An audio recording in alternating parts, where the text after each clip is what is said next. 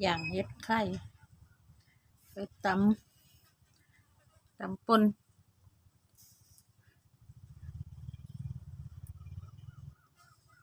อย่างพริกใส่อย่างพริกตำใส่อย่างหอมอย่าง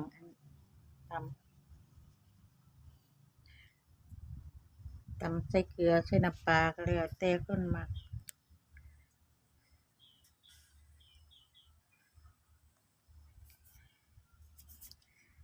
จะใส่แต่เกลือก็ได้หรือว่าแล้วแต่คนมักคนชอบเนาะตำใส่ปลาก็ได้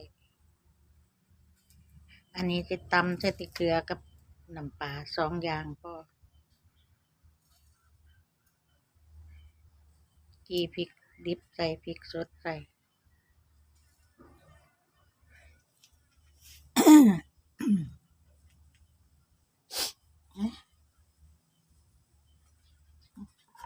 ตัวนี้อย่างแล้ว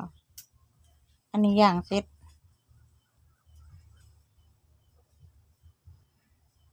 อันนี้อย่างไหม